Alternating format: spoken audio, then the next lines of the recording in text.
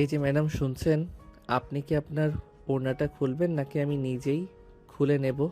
অসভ্য, এই তোর বদমাইশ মার্কা লুচ্চা একটা ছেলে। তোর কত বড় সাহস, তুই আমাকে বলছিস তুই আমার ওড়না খুলে নিবি? চর মেরে তোর সব কটা দাঁত ফেলে দেবো বলে দিলাম। তুই জানিস আমি কে, কি আমার পরিচয়? আরে ম্যাডাম, এক্সকিউজ, নিজে করতে কি বলছেন? আপনি আমাকে চড় মারবেন কেন? আমি আপনাকে খারাপ কিছু বলেছি নাকি? আমি তো বললাম এই যে আপনার ওড়নাটা আমার ঘড়িতে আটকে গেছে, এটা খুলে নেওয়ার জন্য। আমি তো আর এখানে আপনার জন্য সারাদিন দাঁড়িয়ে থাকবো না, আমাকে তো বাসায় যেতে হবে, তাই আর কি। সাগরের এই কথা শুনে নদী তাকিয়ে দেখে সত্যি সত্যি তার ওড়নাটা সাগরের ঘড়ির সঙ্গে লেগে আছে। তখন নদী সাগরকে বলতে লাগলো।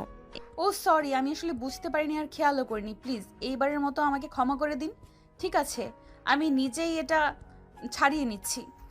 আমি তো অনেকক্ষণ ধরেই আপনাকে বলেছিলাম এটা ছাড়িয়ে নেওয়ার জন্য, কিন্তু আপনি তো আমার কথা না বুঝেই আমাকে এতগুলো কথা শুনিয়ে দিয়েছেন। আপনারা মেয়ে মানুষটা বুঝি এরকমই হয়। দেখুন, আপনি এসব কি বলছেন? মেয়ে মানুষরা এরকমই হয় মানে? আমি দেখতে পাইনি আপনার ঘড়ির সঙ্গে আমার ওড়নাটা পেঁচিয়ে গেছে, তাই বলে কি আপনি আমাকে এইভাবে কথা শোনাবেন নাকি? তাছাড়া আপনারা ছেলে মানুষরাই বা কেমন? আমি তো আপনাকে সরি বলেছি, তারপরও আপনি এভাবে গায়ে পড়ে আমার সঙ্গে কথা বলছেন কেন? সুন্দরী মেয়ে মানুষ দেখলেই বুঝি কথা বলতে ইচ্ছে করে। আজ্ঞে না ম্যাডাম, আমার চরিত্র সেরকম নয়। আপনি তো ইচ্ছে করেই আমার ঘড়ির সঙ্গে আপনার ওড়নাটা পেঁচিয়ে দিয়েছেন আমার সঙ্গে কথা বলার জন্য, কিন্তু আমার যেরকম কোনো ইচ্ছা নেই আপনার সঙ্গে কথা বলার। তাহলে এখন তো আমি আপনার ঘড়ি আমার ওড়না থেকে ছাড়িয়ে দিয়েছি, এখন এখানে দাঁড়িয়ে আছেন কেন? এখনও এখান থেকে চলে যাচ্ছেন না কেন? নাকি আপনার চেহারাটা আমাকে দেখাতে চাইছেন? দেখুন, এত সুন্দর চেহারা আমাকে দেখিয়ে কোনো লাভ হবে না, কারণ আমার বিয়ে ঠিক হয়ে গেছে। আপনি অন্য চরকায় তেল দেন। আপনাদের মেয়ে মানুষদের সমস্যা কি আমি সেটাই বুঝতে পারি না। ছোট্ট একটা ইস্যু পেলেই হলো আপনারা সেটাকে নিয়ে খুব বেশি মাতামাতি করে ফেলেন। আমি কি আপনাকে এখনো পর্যন্ত বলেছি যে আপনাকে আমি বিয়ে করতে চাই? আপনাকে আমার পছন্দ হয়েছে, আপনি তো নিজের থেকে এসব কথা বলছেন। তাছাড়া আপনি কি নিজেকে বিশ্বসুন্দরী ঐশ্বরিয়া রায় মনে করেন নাকি, যে আপনার পিছনে ছেলেরা লাইন পেতে পড়ে থাকবে? হ্যাঁ, আমি নিজেকে বিশ্ব সুন্দরী ঐশ্বরিয়া রায়ের চেয়েও বেশি সুন্দরী মনে করি, কারণ আমি সব দিক থেকেই পারফেক্ট। এই শুনুন, আপনার সঙ্গে ফালতু প্যাচাল করার কোনো সময়ই আমার কাছে নেই। আমি এক্ষুনি বাসায় ফিরতে হবে। এই বলে নদী সেখান থেকে চলে গেল। আর এদিকে সাগর দাঁড়িয়ে দাঁড়িয়ে রাগে গজগজ করতে লাগলো। এ কেমন মেয়ে মানুষ বাবা, নিজে ইচ্ছে করে আমার ঘড়ির সঙ্গে ওনা পেঁচালো, আবার এতগুলো কথা শুনিয়ে চলে গেল। যাই হোক, এখানে দাঁড়িয়ে সময় নষ্ট করার সময় সাগরের হাতে নেই, তাই সে চুপচাপ সেখান থেকে বের হয়ে চলে গেল। আসলে আজ তার বড় ভাইয়ের জন্য পাত্রী দেখতে যেতে হবে, তাই সে মিষ্টির দোকানে মিষ্টি কিনতে এসেছিল। আর দোকান থেকে বের হওয়ার সময়ই এই ঘটনা ঘটে। তো বিহর চলুন কথা না বাড়িয়ে মূল গল্পে ফিরে আসা যাক। সাগর মিষ্টি নিয়ে বাসায় চলে আসলো। তারপর ফ্যামিলির সবাইকে নিয়ে তার হবু ভাবির বাড়ির উদ্দেশ্যে রওনা দিল। সাগর গাড়ি ড্রাইভ করছে আর তার ভাইয়া তার পাশে বসে আছে, পিছনে তার বাবা মা আর ছোট বোন। কি ব্যাপার ভাইয়া, তোকে এরকম বিষণ্ণ দেখাচ্ছে কেন? তোর বিয়ের সম্বন্ধ ঠিক করতে যাচ্ছি। বিয়ে হলে তো মানুষ অনেক আনন্দ উল্লাস করে, কিন্তু তোর মন খারাপ কেন? দেখ সাগর, একদম ইয়ার্কি মারিস না। তুই তো আমার ব্যাপারে সব কিছুই জানিস। আমি যেখানে বিয়েটাই করতে চাই না, সেখানে আমাকে জোর করে পাত্রী দেখতে নিয়ে যাচ্ছিস।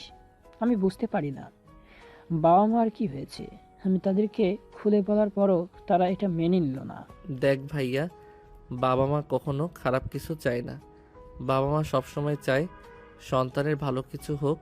তাছাড়া বাবা মা তো বলেছে যে মেয়েটার সঙ্গে তোর বিয়ে ঠিক করেছে, সেই মেয়েটা সব দিক থেকেই পারফেক্ট, পড়াশোনার, চেহারা আর সব দিক থেকেও। তাহলে তোর এই মেয়েটাকে বিয়ে করতে সমস্যা কোথায়? আরে ভাই, তুই তো জীবনে প্রেম করিসনি, তাহলে প্রেমের মর্যাদা বুঝবি কি করে? আমি ওই মেয়েটাকে ভালোবাসি আর ওই মেয়েটাকে বিয়ে করব বলেই কথা দিয়েছি। এখন আমি ওই মেয়েটাকে দেখে অন্য একটা মেয়েকে বিয়ে করব কি করে? তুই নিজেই বল। যাই হোক ভাইয়া, তারপর আমি তোকে একটা কথাই বলবো, বাবা মা যখন এই মেয়েটার সঙ্গে তোর বিয়ে ঠিক করছে, তুই তখন তুই এই মেয়েটাকে বিয়ে কর। আমি পারবো না, এটা আমার দ্বারাই কোনোভাবেই সম্ভব নয়। আমি ওই বাড়িতে গিয়ে সরাসরি সবার সামনে বলেই দিব আমি অন্য একটা মেয়েকে ভালোবাসি। আমি এই মেয়েটাকে কোনোভাবেই বিয়ে করতে পারবো না। ভাইয়া তোকে আমি রিকোয়েস্ট করে বলছি, তুই এরকম কিছুই করিস না। তুই তো খুব ভালো করেই জানিস বাবা প্রচণ্ড রাগী মানুষ। বাবা যদি একবার রেগে যায় তাহলে খুব খারাপ কিছু হয়ে যাবে। তুই এরকমটা কখনোই করিস না। কিন্তু মনে একজনের ভালোবাসা রেখে অন্য একজনের সঙ্গে সংসার করা আমার পক্ষে সম্ভব নয়। প্লিজ ভাই, তুই কিছু একটা ব্যবস্থা কর। এখানে আমি কি করতে পারি? তুই অযথাই আমাকে ঝামেলায় ফেলিস না। আমি আমার মতো ভালো আছি। এরপর সাগর আর কোনো কথা না বলে চুপচাপ গাড়ি চালাতে লাগলো। কিছুক্ষণের মধ্যেই তাদের গন্তব্যস্থলে এসে পৌঁছে গেল। তারপর সবাই মিলে গাড়ি থেকে নেমে বাড়ির ভিতরে চলে আসলো। একজন মধ্যবয়স্ক লোক ড্রয়িং রুমে বসে তাদের সঙ্গে গল্প করছে। তখনই সাগরের আব্বু ওই মধ্যবয়স্ক লোককে উদ্দেশ্য করে বলল, তা ভাই সাহেব, অনেকক্ষণ তো হলো আমরা এখানে এসেছি, এবার আপনার মেয়েকে ডেকে আনুন। আচ্ছা ঠিক আছে, আপনি বসুন, আমি আমার মেয়েকে ডেকে নিয়ে আসছি। এই বলে নদীর আব্বু সেখান থেকে উঠে সোজা নদীর রুমে চলে আসলো। নদী তখনও রেডি হচ্ছে। এটা দেখে নদীর আব্বু বলতে লাগলো, কি ব্যাপার মা, তুমি এখনো রেডি হওনি? পাত্রপক্ষ তো অনেকক্ষণ হলো চলে এসেছে, তাড়াতাড়ি রেডি হয়ে চলে আসো। এই তো আব্বু আসছি। অতঃপর নদীর আব্বু সেখান থেকে বের হয়ে ড্রয়িং রুমে চলে আসলো। তার ঠিক 5 মিনিট পর নদী সিঁড়ি দিয়ে নামছিল। আর তখনই হঠাৎ নদী আর সাগরের চোকাচুকি হয়ে গেল। সাগর তো একদম অবাক, এই মেয়েটা এখানে কি করছে। কিন্তু যাই হোক, সকালের ঘটে যাওয়া ঘটনাটা কোনোভাবেই এখানে তোলা যাবে না, তাহলে বিয়েটাই ভেঙে যাবে। সাগর কোনো কথা না বলে চুপচাপ মাথা নিচু করে বসে মোবাইল টিপছে। আর তখনই নদী এসে সবার সামনে বসলো। দেখা দেখির পর বসে আসলে নদীর আব্বু নিলয়কে উদ্দেশ্য করে বলল, দেখো বাবা, তোমাদের যদি আলাদা কথা বলার ইচ্ছা থাকে তাহলে তোমরা আলাদা কথা বলতে পারো। আর আমি আমার মেয়ের ব্যাপারে কনফিডেন্টলি বলতে পারি আমার মেয়ে কখনোই আমার সিদ্ধান্তের বাইরে যাবে না। কারণ মেয়েটাকে তো ছোটবেলা থেকে আমি আমার হাতে বড় করেছি, তাই আমার মেয়ের ব্যাপারে আমি যথেষ্ট কনফিডেন্সিয়াল। হ্যাঁ ভাই সাহেব, আপনি একদম ঠিক কথা বলেছেন। ওদের আলাদা কথা বলার কোনো প্রয়োজন নেই। আমার ছেলেরা আমার কথার একদম বাধ্য। আমি ওদেরকে যা বলবো ওরা তাই করবে। ওরা কখনোই আমার কথার বিরুদ্ধে গিয়ে কিছু করবে না। তাহলে তো আর কোনো সমস্যাই রইল না। কি ভাই সাহেব, এবার আমরা বিয়ের দিন তারিখ ফাইনাল করতে পারি? হ্যাঁ অবশ্যই, কেন নয়। তাছাড়া আমার ছেলের তো আমেরিকার ভিসা হয়ে গেছে, সে তো কয়েকদিনের মধ্যেই চাকরির জন্য আমেরিকা চলে যাবে। তাই আমি চাইছি বিষয়টা তাড়াতাড়ি হয়ে যাক, তারপর না হয় সে তার বউকে নিয়ে তারপরে দেশের বাইরে চলে যাক। হ্যাঁ ভাই সাহেব, এটা আপনি একদম ঠিক কথাই বলেছেন। তাহলে বিয়ের কাজ তাড়াতাড়ি সেরে ফেলা যাক তো। যাক, তো আমি বলছিলাম আগামী সপ্তাহে ডেট ফেললে কেমন হয়? হ্যাঁ, এটা একদম আপনি ঠিক কথা বলেছেন। তাহলে আগামী সপ্তাহে বিয়ের তারিখ ফাইনাল করা হলো, আর এর মধ্যে আমরা সব কিছুর ব্যবস্থা করে ফেলতে পারবো। তবে ভাই সাহেব, আপনাকে একটা রিকোয়েস্ট আছে। আপনি কিন্তু নিজের পয়সা খরচ করে কিছু করতে যাবেন না। দেখুন, আল্লাহ পাক রাব্বুল আলামিন টাকা পয়সা অর্থ সম্পদ সব কিছু আমাকে মোটামুটি দিয়েছে, যেটা দিয়ে আমি চলে যেতে পারবো। তাছাড়া আমি চাই বিয়ের সমস্ত খরচাপাতি আমি আমার পকেট থেকে করি, আপনার পকেট থেকে যেন দুয়ানা খরচ না হয়। আরে বেয়াই মশাই, এটা আপনি কি কথা বলছেন? নদী আমার একমাত্র মেয়ে, তার বিয়েতে আমি কেন খরচ করব না? এটা হয় নাকি? তার মা মরা মেয়ে, মেয়েটাকে ছোটবেলা থেকে আমি অনেক কষ্টে লালন পালন করে মানুষ করেছি, তাই আমি চাই আমার মেয়েটাকে সাধ্যমতো সাজিয়ে দিতে। দেখুন, আপনাকে তো আমি আগেই বললাম, আমি চাই না আমার পুত্রবধূ আপনার বাড়ি থেকে একটা সুতা পর্যন্ত নিয়ে যাক। কারণ আল্লাহ পাক আমাকে অনেক দিয়েছেন, আমি আমার পুত্রবধূকে সাজিয়ে গুছিয়ে নিতে পারবো। তাছাড়া আপনার একলা জীবন কাটাবে কি করে, আপনি সেই ব্যাপারে একটু চিন্তা ভাবনা করুন। আমার পুত্রবধূকে নিয়ে আপনার আর কোনো চিন্তা করতে হবে না। তারপর তাদের মধ্যে বেশ কিছুক্ষণ গল্প গুজব চলতে লাগলো। গল্প গুজব শেষ হলে খাওয়া দাওয়ার আয়োজন করা হয়। সবাই মিলে একসঙ্গে ডাইনিং টেবিলে বসে খাবার খাচ্ছিল। তখনই হঠাৎ সাগরের গলায় মাছের কাঁটা আটকে গেল।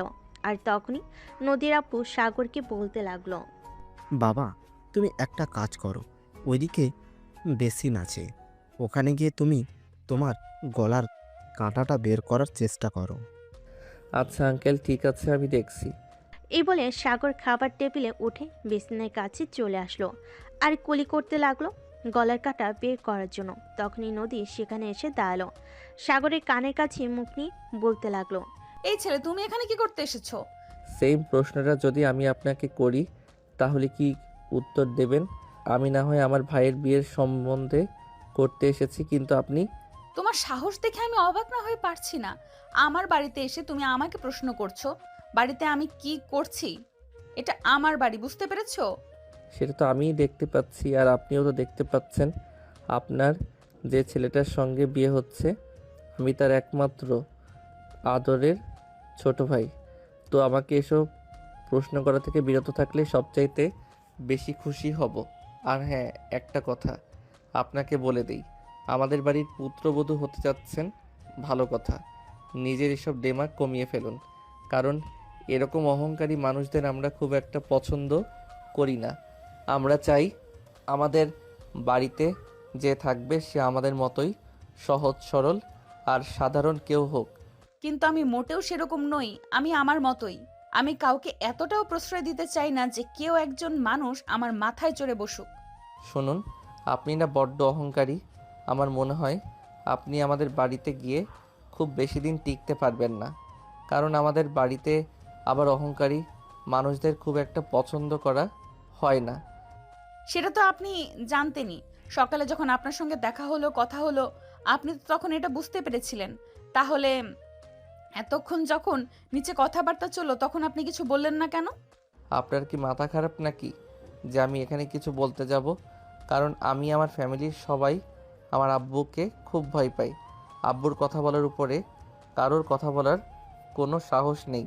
তাই আমাদের আব্বু যেখানে কথা বলে আমরা সবাই সেখানে চুপচাপ থাকি, নীরব দর্শকের মতো। সবাই সব শোনায় আমাদের কাজ। তাই তাহলে তো আমারও বলতে হয় যে আমি আমার বাবার একমাত্র বাধ্য মেয়ে। আমার বাবা ঠিক করেছিল তার পছন্দ মতো আমাকে বিয়ে দিবে, তাই বাবার পছন্দ করা ছেলেকে বিয়ে করছি। এখানে তো আমার আপত্তি রেখে কোনো লাভ নেই। তাছাড়া আমার মা মারা যাওয়ার পর আমার বাবার আমার কথা চিন্তা করে সংসার করেননি, তাই বাবার কথা ফেলে দেওয়া আমার পক্ষে সম্ভব নয়। যদি বাবার কথা এতই মেনে চলেন তাহলে বাবার কথা রক্ষার জন্য আমার মনে হয় আপনার নিজেকে একটু পরিবর্তন করা উচিত। আমি এখন আসি। এখানে আপনার সঙ্গে দাঁড়িয়ে এতক্ষণ কথা বলছি, এটা আবার আমাদের বাড়ির কেউ দেখে ফেললে সমস্যা হতে পারে। সবাই ভাববে বিয়ের আগে আমি বিয়ে ভাঙানি করছি। এই বলে নদীকে আর কোনো কথা বলার সুযোগ না দিই সাগর সেখান থেকে চলে গেল। এরপর চলে গেল দুদিন। সেদিন দুপুরবেলা সাগরের আব্বু সাগরকে নিজের রুমে ডেকে নিলেন আর বললেন, সাগর, তুমি তোমার ভার্সিটি থেকে কিছুদিনের ছুটি নিয়ে নাও। তুমি তো জানো তোমার ভাইয়ের বিয়ের সম্বন্ধ ঠিক হয়েছে। এই সপ্তাহে তোমার ভাইয়ের বিয়ে, তাই বাড়িতে অনেক কাজকর্ম আছে যেগুলোর দেখাশোনা তোমাকেই করতে হবে। আচ্ছা আব্বু, ঠিক আছে, কোনো সমস্যা নেই।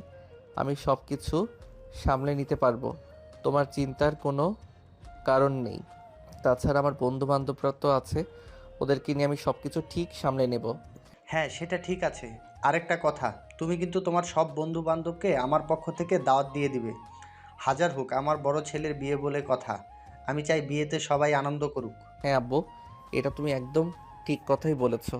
আমরা সবাই ভাইয়ের বিয়েতে অনেক আনন্দ করব। ভাইয়া, আমি না একটা অঙ্ক সলভ করতে পারছি না। দিদি, আমাকে একটু এটা করে দেবে? আচ্ছা ঠিক আছে, আমি করে দেব। তুই তোর রুমে যা, আমি একটু পরেই আসছি। আচ্ছা ঠিক আছে, তুই কিন্তু তাড়াতাড়ি আসবি, আমি তোর জন্য অপেক্ষা করছি। তারপর সাগর তার বাবার সঙ্গে আরও বেশ কিছুক্ষণ কথা বলে তিশার রুমে চলে আসলো। সাগর তিশার রুমে চলে আসা মাত্রই তিশার সঙ্গে সঙ্গে তার রুমের দরজাটা বন্ধ করে দিলে এটা দেখে সাগর অনেকটাই চমকে গিয়ে বলতে লাগলো, কি ব্যাপার তিশা, কি হয়েছে? আমি তো কিছুই বুঝতে পারছি না। তুই রুমের দরজা কেন বন্ধ করলি? কোনো সমস্যা আছে নাকি? কোনো সমস্যা নেই, তবে ভাইয়া তোকে একটা কথা জিজ্ঞেস করার আছে। সেদিন যখন আমরা সবাই খাবার খাচ্ছিলাম, তোর গলায় মাছের কাঁটা আটকে গেল, আর তখন তুই বেসিনে গিয়েছিলি কুলি করার জন্য। তখন দেখলাম আমাদের হবু ভাবি তোর সঙ্গে বেশ কিছুক্ষণ কথা বললো। কি ব্যাপারে কথা বললো রে? কেন, কোনো সমস্যা হয়েছে নাকি? না, আমার কেন জানি মনে হয় তুই ভাবিকে আগে থেকেই চিনিস, সেই রকমই তাদের কথাবার্তা দেখে বোঝা যাচ্ছিল। অন্য কেউ সেটা খেয়াল না করলেও আমি খেয়াল করেছিলাম। এবার তুই আমাকে সত্যটা বল। দেখ, তুই আমার একমাত্র আদরের ছোট বোন। তোর সঙ্গে মিথ্যা কথা বলার মতো কোনো প্রশ্নই ওঠে না। আসলে যেদিন আমরা ভাবিদের বাড়িতে গিয়েছিলাম বিয়ের সম্বন্ধ ঠিক করার জন্য, সেদিন সকালবেলা আমি মিষ্টি কিনতে গিয়েছিলাম, এটা তো তুই জানিস। আর সেখানেই ভাবির সঙ্গে দেখা হয়েছিল, আর ছোট্ট একটা ঝামেলা নিয়ে একটু কথা কাটাকাটিও হয়েছিল, তাই আর কি, এর বেশি কিছুই না। কিন্তু ভাইয়া, আমি একটা ব্যাপার লক্ষ্য করছি। বড় ভাইয়া কিন্তু এই বিয়েতে একদম রাজি নয়। সে কনস্ট্যান্টলি তার গার্লফ্রেন্ডের সঙ্গে কথা বলে যাচ্ছে। আমার মনে হয় তার মনে মনে কিছু একটা চলছে। আমার কিন্তু বিষয়টা ঠিক সুবিধার লাগছে না। তুই একদম কোনো চিন্তা করিস না ভাইয়া, উল্টাপাল্টা কোনো কাজই করবে না, কারণ আমরা সবাই তো বাবাকে চিনি। বাবা প্রচণ্ড রাগী মানুষ। ভাইয়া যদি এমন কিছু করে তাহলে কিন্তু এটা বাবা সহ্য করবে না। তাছাড়া ভাইয়া বাবাকে ভয় পায় না এমনটা কিন্তু নয়। কিন্তু তুই তো জানিস ভাইয়া একটা মেয়েকে পছন্দ করে। এই মেয়েটার সঙ্গে ভাইয়া প্রায় 4 বছরের রিলেশন। কিন্তু বাবা মেনে না নয়, বাবা এটা বিয়ের সম্বন্ধ ঠিক করেছে। এখন কি হবে এটা তো ভেবে পাচ্ছি না। আচ্ছা ঠিক আছে, তুই এই ব্যাপারে চিন্তা করিস না। আমি ভাইয়ার সঙ্গে কথা বলবো, আরও একবার ভাইয়াকে বুঝিয়ে বলবো। দেখিস ভাইয়া এরকম কিছুই করবে না, ভাইয়া বিষয়টা বুঝতে পারবে।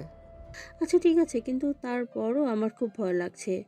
ভয় পাওয়ার কোনো কারণ নেই, ভাইয়া উল্টাপাল্টা কিছুই করবে না, তুই নিশ্চিন্তে থাক। এই বলে সাগর তিশার সঙ্গে কথা বলে শেষ করে তিশার রুম থেকে বের হয়ে চলে আসলো। এরপর সেদিন বিকেলবেলা নিলয় ছাদে বসে তার গার্লফ্রেন্ডের সঙ্গে কথা বলছিল। তখনই সাগর সেখানে এসে উপস্থিত হয়। সাগরকে দেখে নিলয় ফোনটা কেটে দিল। আর তখন সাগর একটা চেয়ার টেনে নিলয়ের সামনাসামনি বসলো আর বলতে লাগলো, দেখ ভাইয়া, আমার মনে হয় তুই যেটা করছিস সেটা একদমই ঠিক করছিস না। তুই তো আব্বুকে খুব ভালো করে চিনিস, এটা কিন্তু আব্বু একদম বরদাস্ত করবে না। আব্বু যদি বরখাস্ত করতে না পারে তাহলে আমার কি করার আছে? যেখানে আব্বু আমার কথা চিন্তাই করবে না, সেখানে আমি কেন আব্বুর কথা চিন্তা করব? আমি তো আব্বুকে বলেইছিলাম যে আমি অদিতিকে ভালোবাসি। অদিতি ছাড়া অন্য কাউকে বিয়ে করার আমার পক্ষে সম্ভব নয়। কিন্তু আব্বু তো আমার কথা মানলই না, উল্টে আমাকে অন্য মেয়ের সঙ্গে বিয়ে দেওয়ার চিন্তা করেছে।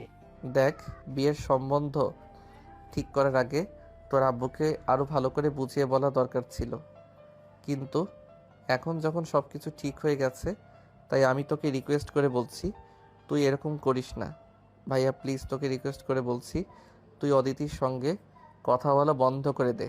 এটা কোনোভাবেই সম্ভব নয়। আমাদের দুজনের এতদিনের সম্পর্ক দুজন দুজনকে ছাড়া বেঁচে থাকতে পারবো না। তার মানে তুই আমরা যাই বলি না কেন সেই কথা কোনোভাবেই শুনবি না? তুই যেটা ঠিক করেছিস সেটাই করবি, কিন্তু আব্বু যদি জানতে পারে তাহলে কি হবে সেটা তুই ভেবে দেখ। আরে ভাই, আমাকে এত জ্ঞান দিস না। এত জ্ঞান দেওয়ার কোনো প্রয়োজন নেই। আব্বু জানতে পারলে কি করবে? আমাকে বাড়ি থেকে বের করে দিবে। তাহলে তাই করুক। তাছাড়া এমনিতেও তো আমি আর ওই বাড়িতে বেশি দিন থাকবো না, কারণ আমার আমেরিকার ভিসা হয়ে গেছে। আমি কিছুদিনের মধ্যেই আমেরিকায় চলে যাব। তাহলে আর এত চিন্তা কিসের আমার? সাগর তখন বুঝতে পারলো নিলয়ের সঙ্গে কথা বলতে তার কোনো লাভ হবে না। তাই সে নিলয়ের কাছ থেকে নিচে চলে আসলো।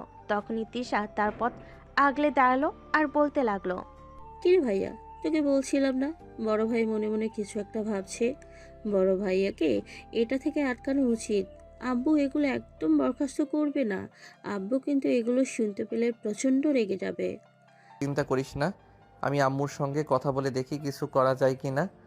তারপর তিশার পাশ কাটিয়ে নিজের রুমে চলে আসে আর মনে মনে ভাবতে তাকে কিছু একটা করতে হবে। ভাইয়াকে যেভাবে হোক আটকাতে হবে, কিন্তু কিভাবে কি করা যায় এটাই ভেবে পাচ্ছে না। সাগর এরপর চলে গেল। আরও দুদিন ইতিমধ্যে বিয়ের কেনাকাটা প্রায় কমপ্লিট হয়ে এসেছে। শুধু বিয়ের বেনারসি আর শেরওয়ানিটাই কিনা বাকি আছে। তাই সাগরের আব্বু সাগর আর নিলয়কে এক রুমে ডেকে নিল আর বলতে লাগলো, দেখো, বিয়ের সমস্ত কেনাকাটা তো হয়ে গেল, শুধু বেনারসি আর শেরওয়ানি কেনাটাই বাকি আছে। তাছাড়া আমি নদীকে ফোন দিয়ে বলে দিয়েছি নদী শপিং মলে চলে আসবে, তোমরা দুই ভাই চলে যাও। নদীকে নিয়ে দেখে শুনে নদীর মতো শেরওয়ানি কিনে দিও। আর জুয়েলারির দোকানে বলা আছে ওখান থেকে নদীর পছন্দ মতো সব গয়না কিনে দিবে। ও যা যা কিনতে চায় সব কিছু কিনে দিবে। এই নাও আমার ক্রেডিট কার্ড, টাকা পয়সা নিয়ে কোনো চিন্তা করবে না। আচ্ছা ঠিক আছে, সমস্যা নেই, আমি সব কিনে দেব। আব্বু, আমিও যাব ভাইদের সঙ্গে, আমারও কিছু কেনাকাটা লাগবে। তাহলে এখনো এখানে দাঁড়িয়ে আছিস কেন? এখনো যাচ্ছিস না কেন? আমি তো বললাম বিয়েতে সবার পছন্দ মতোই সব কিছু কিনে দেওয়া হবে, তাহলে তুই এখানে বসে আছিস কেন? তাড়াতাড়ি রেডি হয়ে চলে যা। ঠিক আছে আব্বু, thank you so much, you are so great আব্বু। আচ্ছা ঠিক আছে, এখন আর আমাকে পাম দিতে হবে না, তাড়াতাড়ি চলে যা, তা না হলে আবার দেরি হয়ে যাবে, ওইদিকে নদী এসে বসে থাকবে। অতঃপর কেউ আর কোনো কথা না বলে চুপচাপ নিজেদের রুমে চলে গেল আর তৈরি হয়ে নিল। তারপর সবাই মিলে শপিং মলের উদ্দেশ্যে রওনা দিল। সাগর গাড়ি ড্রাইভ করছে আর তিশা দুজনেই পিছনে বসে আছে। আর সাগর নিলয়কে উদ্দেশ্য করে বলল, তাহলে ভাইয়া, এবার তো তুই সব চিন্তা ভাবনা বাদ দিয়ে দিয়েছিস, তাই না? হ্যাঁ, এখন তো আমার করা ছাড়া কোনো উপায়ই নেই। যখন তোর কেউ আমার আদিতিকে মেনে নিবে না, তাহলে কেন আমি ওই আদিতিকে বিয়ে করে ওর জীবনটা নষ্ট করতে যাব? যাই হোক, তোদের বাড়িতে ভালোই, তোরা যখন চাস না আমি অদিতিকে বিয়ে করি, তাহলে আমি অদিতিকেই বিয়ে করব না। হ্যাঁ ভাইয়া, ঠিক আছে, তুই একদম সঠিক সিদ্ধান্ত নিয়েছিস। তুই তো জানিস আব্বুর ব্যাপারে, আব্বু যখন মেনে নিবে না তখনই সম্পর্কটার কোনো প্রয়োজন নেই। তাছাড়া যার সঙ্গে তোর বিয়ে হচ্ছে সে তো আর কোনো দিক থেকেই কম নয়, সব দিক থেকেই পারফেক্ট। তাই আমার মনে হয় আব্বুর সিদ্ধান্তই মেনে নেওয়া দরকার, তাই সবচেয়ে ভালো। হ্যাঁ ভাইয়া, তুই একদম ঠিক কথাই বলেছিস। অদিতির চাইতে নদী আপু কিন্তু কোনো দিক থেকেই কম নয়। তাই আমার মনে হয় তুই এখন যে সিদ্ধান্তটা নিয়েছিস এটাই সবচেয়ে ভালো। কারণ বাবা মা কখনোই সন্তানের খারাপ কিছু চায় না। বাবা মা যা করে সন্তানের ভালোর জন্যই করে। এরপর সবাই শপিং মলে চলে আসলো। সারা শপিং মল ঘুরে ঘুরে সবার পছন্দ মতোই সব কিছু কিনে নেওয়া হলো। কিন্তু সাগরের মনে একটা বিষয় খুবই চিন্তা লাগছে। নিলয় কি সত্যি সত্যি এই বিয়েটা মেনে নিয়েছে, নাকি শুধুমাত্র এটা লোক দেখানো করছে? তার মনে মনে অন্য কোনো প্ল্যান ঘুরছে, এটা সাগর বুঝতে পারছে না। খাবার খাওয়ার জন্য খাওয়া দাওয়া শেষ হলে নিলয় বলল, সাগর, তুই একটা কাজ কর, তুই নদীকে তাদের বাসায় পৌঁছে দিয়ে আয়। আমার একটা কাজ আছে, আমাকে এক্ষুনি একবার অফিসে যেতে হবে। আরে এটা তুই কি বলছিস বউ? তোর বাসায় পৌঁছে দেওয়ার দায়িত্ব তোর, তাহলে আমি কেন যাব? তুই তোর বউকে তোর শ্বশুরবাড়িতে পৌঁছে দিয়ে আয়, আমি যেতে পারবো না। আরে ভাই, আমার এভাবে কেন কথা বলছিস? নদী তোর ভাবি হয়, তাড়াতাড়ি। আমি তো বললাম আমার অফিসে একটা কাজ আছে, এক্ষুনি একবার আমাকে একটু অফিসে যেতে হবে, তাই আমি যেতে পারবো না। প্লিজ ভাই, আমার না করিস না। আচ্ছা ঠিক আছে ভাইয়া, তুই ভাবিকে একটু বাসায় দিয়ে আয়। বড় ভাইয়া তো বললো তার একটা কাজ আছে, সে কাজটা সেরে তারপর না হয় বাসা আসুক। হ্যাঁ সাগর, তাই তো, তুমি আমাকে বাসায় পৌঁছে দিয়ে আসো। তোমার ভাইয়ার যখন কাজ আছে তখন তোমার ভাই আর তোমার কোনো প্রয়োজন নেই।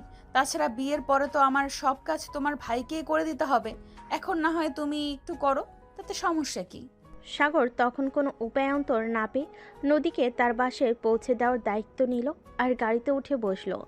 নদী চুপচাপ বসে আছে আর এদিকে সাগর গাড়ি চালাচ্ছে। তখনই হঠাৎ সাগর বলে উঠল, দেখো, এখন তো তুমি আমার ভাবি হতে চলেছো, তাই আমি তোমাকে কোনো প্রশ্ন করতেই পারি, ইফ ইউ ডোন্ট মাইন্ড। অবশ্যই তোমার লিমিটের মধ্যে প্রশ্ন করবে, তাহলে আমি উত্তর দেবার চেষ্টা করব। কিন্তু তুমি কখনোই তোমার লিমিটের বাইরে গিয়ে আমাকে কোনো প্রশ্ন করবে না যেটার উত্তর আমি তোমাকে দিতে পারবো না। অবশ্যই, আমি কেন আমার লিমিটের বাইরে গিয়ে তোমাকে কোনো প্রশ্ন করব?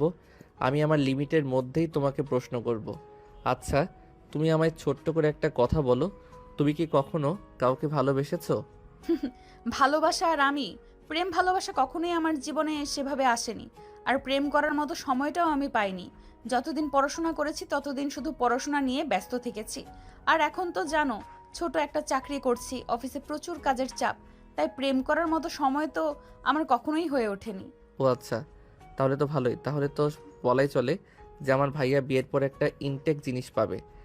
মানে তুমি কি বলতে চাইছো? আমি তো কিছুই বুঝতে পারছি না, একটু খুলে বলবে কি? না মানে আসলে আমি তোমাকে এটাই বলতে চাইলাম আর এটাই বোঝাতে চাইলাম যে দেখো, এই যুগের মেয়েরা প্রেম করলেই ফিজিক্যাল রিলেশন, তাই সবচাইতে বেশি গুরুত্বপূর্ণ হয়ে দাঁড়ায়।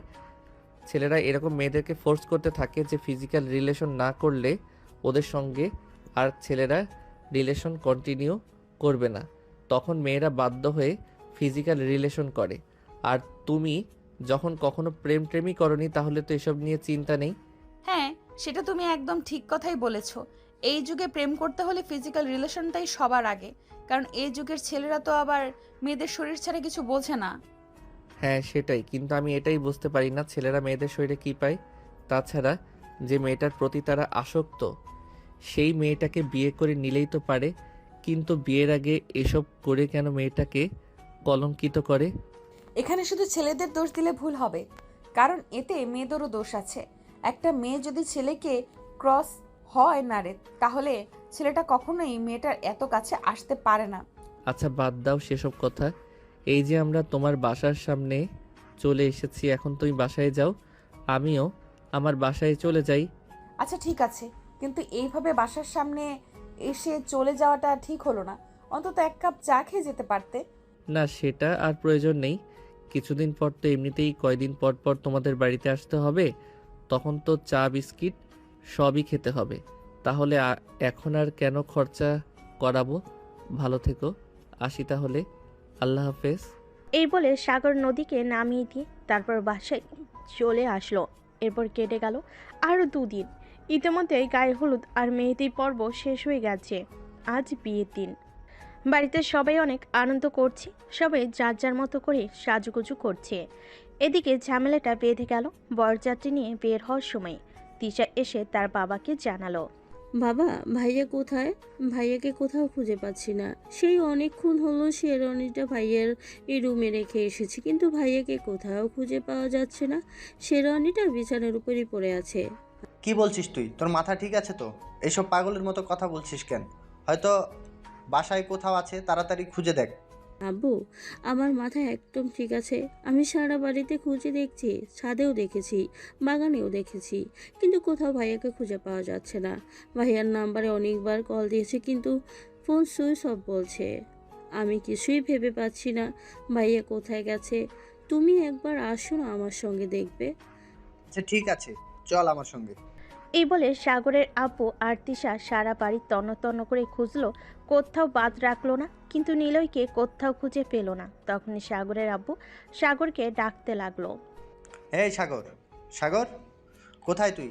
তাড়াতাড়ি একবার এদিকে আয়। নিলয়কে কোথাও খুঁজে পাওয়া যাচ্ছে না, তার ফোন সুইচ অফ বলতেছে, বুঝতে পারতেছি না কি হচ্ছে। এদিকে কিছুক্ষণ পর বরযাত্রী নিয়ে রওনা দিতে হবে। এদিকে সব আয়োজন ওইদিকে সব আয়োজন কমপ্লিট হয়ে গেছে। এখন ছেলেটা কোথায় গেল কিছু বুঝতে পারছি না। এখন আবার ভাইয়া কোথায় গেল এটাই তো বুঝতে পারছি না। ঠিক আছে দাঁড়াও, আমি একটু খোঁজ নিয়ে দেখি। এই বলে সাগর নিলয়ের রুমে আসলো, আর তখনই বিছানার উপর থেকে শেরওয়ানিটা তুলেই দেখতে পেল তার নিচে ছোট্ট একটা চিরকুটে লেখা, সবাই আমাকে ক্ষমা করে দিও। আমি তোমাদের কথা চিন্তা করতে পারলাম না, কারণ আমি অদিতিকে ভালোবাসি। অদিতিকে ছাড়া অন্য কাউকে বিয়ে করা আমার পক্ষে কোনোভাবেই সম্ভব নয়। তোমরা যখন আমার এই চিঠিটা পাবে, ততক্ষণে আমার আর অদিতির বিয়ে হয়ে যাবে। আমাকে সবাই ক্ষমা করে দিও। ইতি, নিলয়। চিঠিটা পড়ে সাগরের পায়ের নিচ থেকে যেন মাটি সরে গেল। সে এরকম কিছু একটা আগে থেকে চিন্তা করছিল, কিন্তু সে বুঝতে পারছিল না যে নিলয় সত্যি সত্যি এরকমটা করবে। তখন সে এই কাগজটা নিয়ে তার আব্বুর কাছে চলে গেল, আর তার আব্বুর হাতে কাগজটা তুলে দিল। তার আব্বু কাগজটা পড়ে মাথায় হাত দিয়ে বসে পড়ল।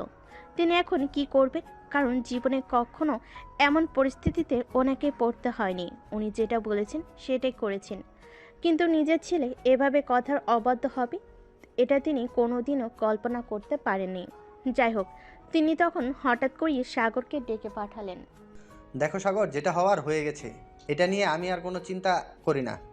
কিন্তু এখন তোমাকে ছোট্ট একটা রিকোয়েস্ট করতে চাই, যদি তুমি রাখো তাহলে বলবো।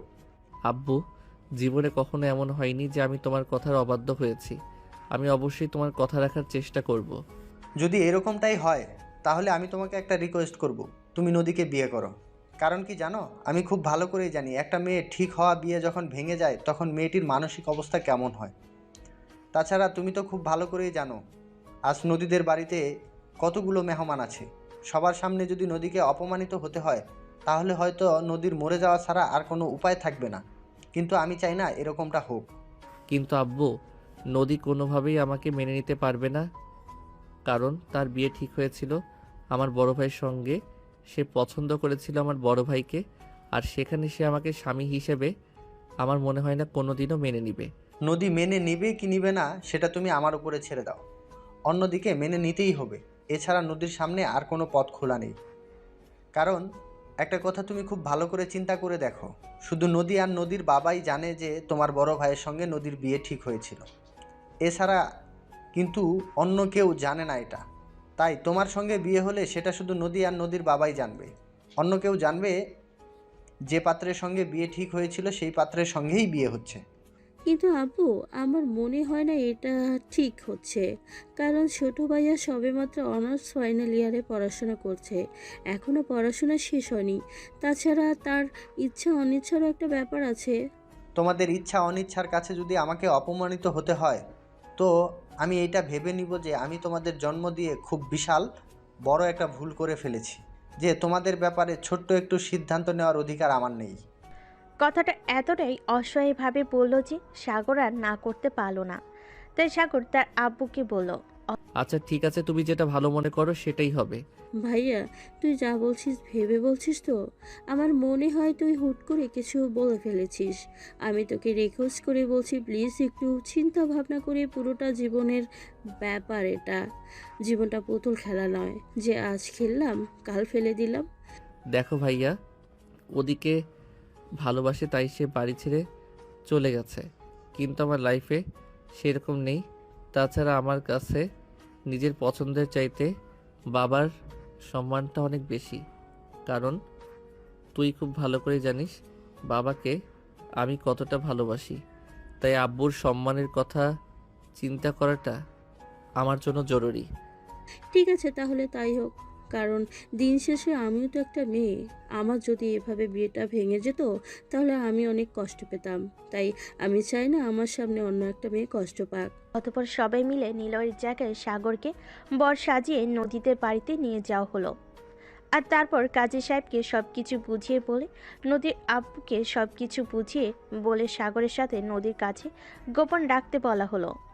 নদীর আব্বুকে সবকিছু বুঝিয়ে বলে সাগরের কথাটা নদীর কাছে গোপন রাখতে বলা হলো। অতঃপর সবকিছু গোপন রেখে সাগরের সঙ্গে নদীর বিয়েটা হয়ে গেল। আর তারপর নদীকে সাগরদের বাড়িতে নিয়ে আসা হলো। নদী বাসর ঘরে বসে অপেক্ষা করছে নিলয়ের জন্য, কিন্তু সে ভুল করেও জানতো না এখানে নিলয়ের জায়গায় সাগর আসবে। নদী বাসর ঘরে বসে অপেক্ষা করছে, তখনই তিশা সাগরকে রুমে দিয়ে গেল আর বাহির থেকে দরজাটা বন্ধ করে দিল।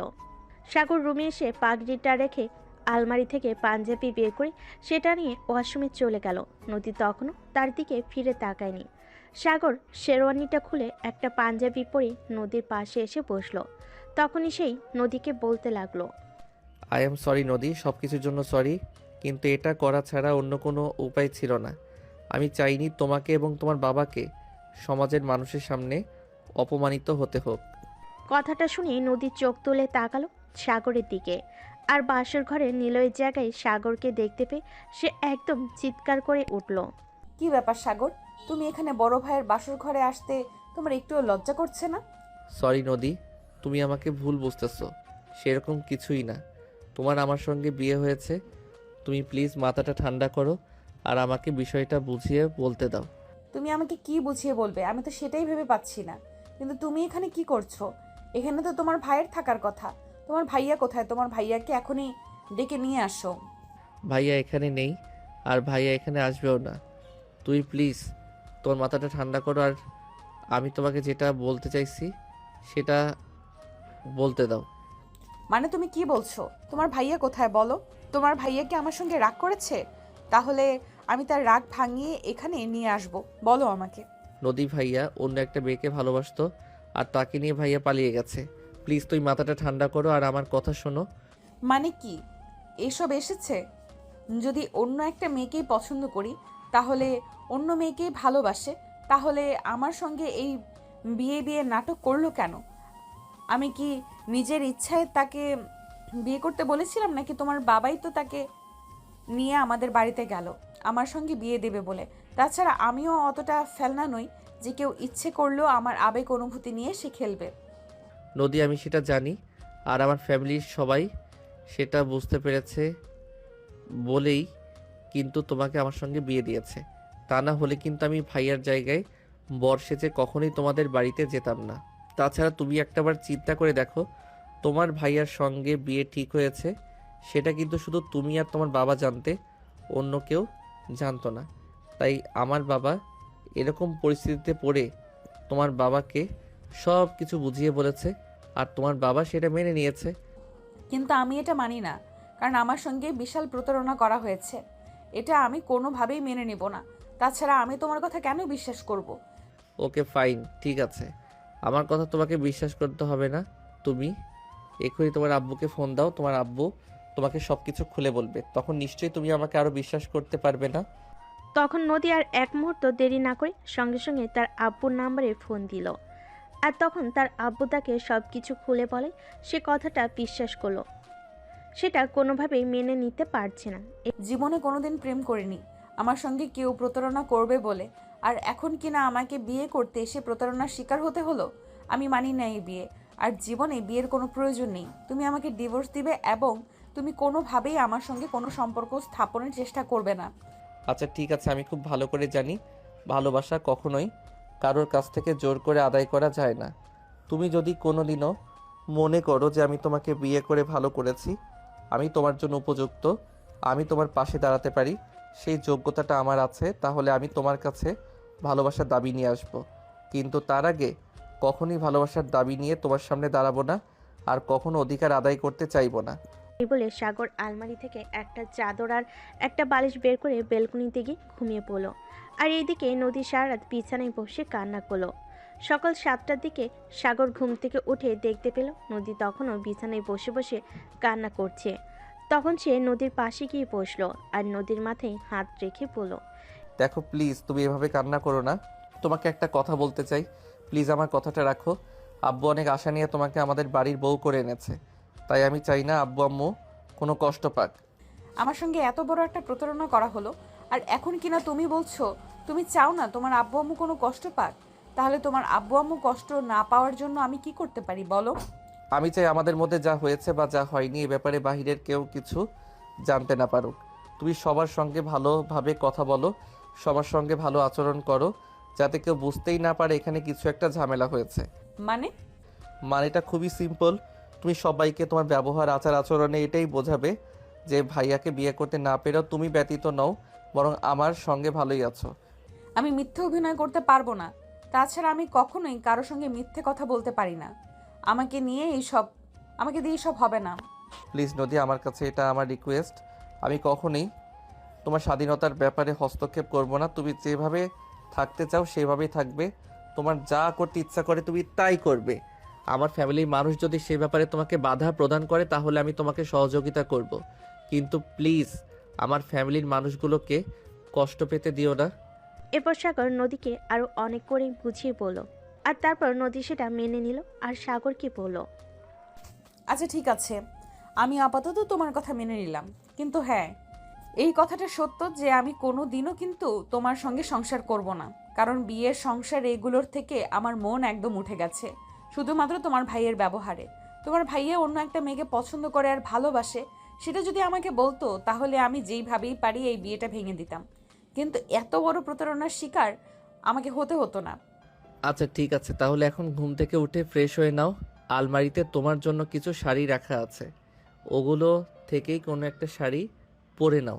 তারপর বিকেলবেলা আমি তোমার জন্য কিছু 3 পিস আর ওয়েস্টার্ন নিয়ে আসবো। আর একটা কথা মনে রেখো, এই বিয়েটা করার জন্য যেমন তুমিও মানসিকভাবে প্রস্তুত ছিলে না, আমিও কিন্তু এই বিয়েটা করার জন্য একদমই মানসিকভাবে প্রস্তুত ছিলাম না। তাই তুমি আমাকে দোষারোপ করো না প্লিজ। এই কথা বলতে বলতে সাগর ওয়াশরুমে ঢুকে গেল। আর এদিকে নদীও বেশ কিছুক্ষণ চিন্তা ভাবনা করে তারপর বিছানা থেকে নেমে আলমারি থেকে শাড়ি নিয়ে ফ্রেশ হয়ে নিচে চলে গেল নাস্তা করার জন্য। এদিকে তার শাশুড়ি মা অনেকক্ষণ আগে সবার জন্য নাস্তা তৈরি করে তাদের জন্যই অপেক্ষা করছিল। তারপর তারা চলে আসলে সবাই মিলে একসঙ্গে নাস্তা করে নিল। আর তখন সাগরের আব্বু নদীকে বলল, বৌমা, আজ থেকে তুমি আমার আরেকটা মেয়ে, তাই তোমাকে একটা রিকোয়েস্ট করে বলছি, প্লিজ যা হয়েছে সেটা ভুলে যাও। আমার ছেলেটা এরকম করবে এটা আমি কোনোদিন কল্পনাও করতে পারিনি। না বাবা, ঠিক আছে, আমি কিছু মনে করিনি, আপনি চিন্তা করবেন না। আচ্ছা বাবা, ঠিক আছে। তাহলে একটা কাজ করো, তুমি নাস্তা শেষ করে রুমে চলে যাও। কিছুক্ষণের মধ্যেই পার্লারের মেয়েরা চলে আসবে আর তোমাকে সাজিয়ে দেবে, আমি ওদেরকে বলে দিয়েছি। আচ্ছা বাবা, ঠিক আছে। ভাবি, আমার কিন্তু তোমার কাছে কিছু চাওয়ার আছে। আমাকে কিন্তু অবশ্যই সেটা দিতে হবে। তোমার একটা জিনিস আমার অনেক পছন্দ হয়েছে। অবশ্যই, কেন নয়? তুমি আমার একটা মাত্র ননদিনী, তুমি আমার কাছে কিছু চাইবে আর আমি তোমাকে সেটা দেব না, এমনটা হতে পারে নাকি? তোমার যা লাগবে তুমি তাই নিয়ে নিও আমার কাছ থেকে, আমি তোমাকে কখনোই নিষেধ করব না। তাছাড়া আমার কোনো বোন নেই, তুমি চাইলে আমার বোনের মতো হয়ে আমার কাছে থাকতে পারো। সত্যি ভাবে জানো, আমিও চাইতাম আমার একটা বড় বোন থাকুক, কিন্তু সেটা তো আর হয়নি। আজ থেকে তুমি আমার বড় বোন। হয়েছে, এখন প্যাচাল বন্ধ করে তাড়াতাড়ি নাস্তাটা শেষ করে কিছু কাজ আছে সেগুলো তুই আমাকে হেল্প করবি। আজ আমি কোনো কাজ করতে পারবো না। আমাকে এসব কথা বলে কোনো লাভ হবে না। আমি ভাবির সঙ্গে সময় কাটাবো। তাছাড়া তুই তো শুনেছিস, আব্বু বলেছে একটু পরেই পার্লার থেকে মেয়েরা আসবে ভাবিকে সাজাতে। আমিও সাজুগুজু করব। কাজের কথা আমাকে বলে আজ কোনো লাভ নেই। আচ্ছা ঠিক আছে, তোদের যত ইচ্ছে সাজুগুজু কর, আমি তোদের কিছুই বলবো না। আর বাড়ির সব কাজ আমি করে নেব, তোদের কোনো কাজ করতে হবে না। বলে সাগর নাস্তা শেষ করে বাড়ি থেকে বের হয়ে চলে গেল।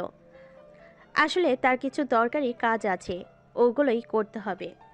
ওদিকে নদীকে নিয়ে তিশা সাগরের রুমে চলে যায়। আর তারপর তারা বসে বসে গল্প করতে থাকে। আর কিছুক্ষণের মধ্যে পার্লার থেকে মেয়েরা চলে আসে নদীকে সাজানোর জন্য। বিকেল হয়ে গেল। বাড়িতে রিসেপশনে অনুষ্ঠানের আয়োজন করা হয়েছে। সেখানে শহরের গণ্যমান্য ব্যক্তিবর্গদের ইনভাইট করা হয়েছে। সাগর কাজ শেষ করে বাড়ি ফিরতে ফিরতে বিকেল 3টা বেজে গেল। আর এদিকে সবাই অপেক্ষা করছিল সাগরের জন্য। সাগর রুমে এসে ফ্রেশ হলো। আর তখনই নদী বলতে লাগলো, তুমি কোথায় ছিলে এতক্ষণ বাড়িতে?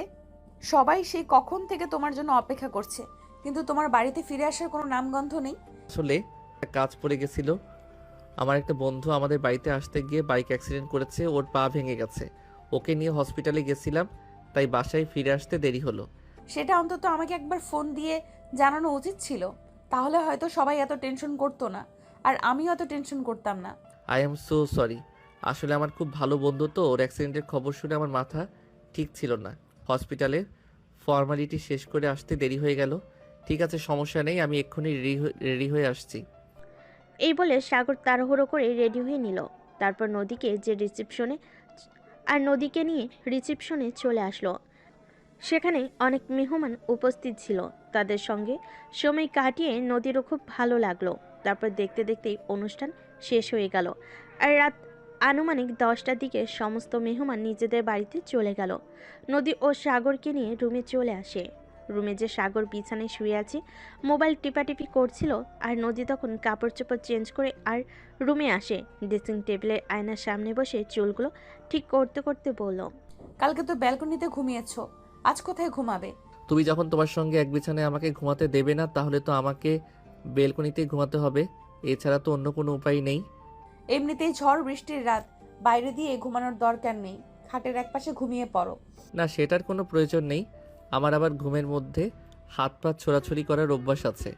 তখন যদি আবার হাত পা তোমার উপর চলে যায়, তখন তো তুমি আবার আমাকে হাজারটা কথা শোনাবে। বললাম তো বিছানার মাঝখানে একটা কোলবালিশ দিয়ে তারপর বিছানার ওই পাশে শুয়ে পড়ো, আমি এই পাশে ঘুমিয়ে পড়বো, কোনো সমস্যা হবে না। তাছাড়া এটা তোমার বাড়ি, তোমার ঘর, কেন এখানে আমি মাতব্বরি করতে যাব। এটা একদম ঠিক হচ্ছে না। তোমার বিছানায় তুমি ঘুমাবে, এটাই তো সঠিক। হ্যাঁ, কিন্তু তুমি আমার বিয়ে করা বউ।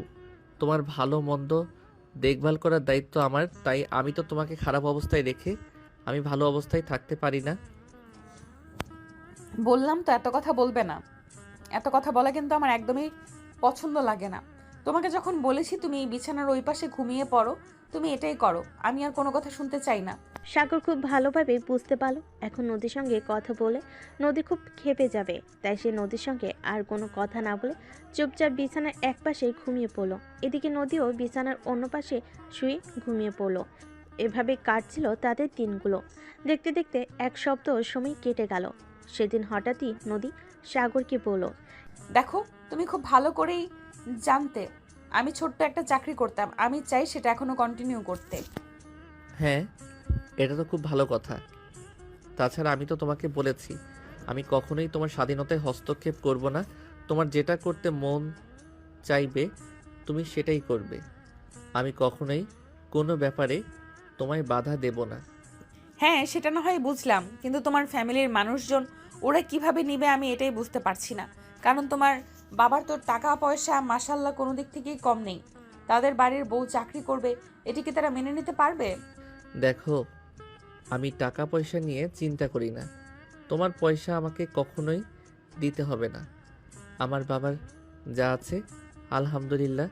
তাছাড়া আমিও পড়াশোনা করছি। পড়াশোনা শেষ করে কিছু একটা করব, কিন্তু আমি কখনোই তোমার স্বাধীনতায় হস্তক্ষেপ করতে চাই না। আচ্ছা ঠিক আছে, কিন্তু তোমার আব্বু আম্মুর কাছে যদি তুমি এ ব্যাপারে কথা বলতে, তাইলেই সবচাইতে বেশি ভালো হইতো। ঠিক আছে, সমস্যা নেই। আব্বু আম্মুর সঙ্গে আমি কথা বলে নেব এ ব্যাপারে। তোমাকে কোনো চিন্তা করতে হবে না। একটা কথা মনে রেখো, তুমি এই বাড়িতে সম্পূর্ণ স্বাধীনতায় থাকবে। কেউ তোমার স্বাধীনতায় হস্তক্ষেপ করবে না। এই বলে সেদিন বিকেলবেলা সাগর তার আব্বুর সঙ্গে এই ব্যাপারে কথা বলতে চায়, কিন্তু তার আব্বু অন্যদিকে চাকরি করতে দিতে কোনোভাবেই রাজি হচ্ছিল না। অবশেষে সাগর তার আব্বুকে বলল, দেখো বাবা, তোমাকে একটা কথাই বলতে চাই। নদী এই বাড়িতে স্বাধীনতাহীনতায় ভুগুক, সেটা আমি কখনোই চাই না। তাছাড়া সে আমার বউ, তাই আমি চাই সে সব সময় এটা ফিল করুক যে সে আমার বউ হয়ে কোনো ভুল করেনি। আচ্ছা ঠিক আছে, তোর বউকে তুই কিভাবে রাখবি সেটা তোর ব্যক্তিগত ব্যাপার, তাই আমি তোকে এই ব্যাপারে কিছু বললাম না। তোর যেটা ভালো মনে হয় তুই সেটাই কর। ধন্যবাদ আব্বু। আমি জানতাম তোমাকে বুঝিয়ে বললে তুমি বিষয়টা বুঝতে পারবে। যাই হোক, তাহলে আমি এই খবরটা নদীকে দিয়ে আসি। নদী খবরটা শুনতে পেলে অনেক খুশি হবে। এই বলে সাগর দৌড়ে রুমে চলে আসে। রুমে এসে দেখে নদী বিছানার এক পাশে বসে আছে।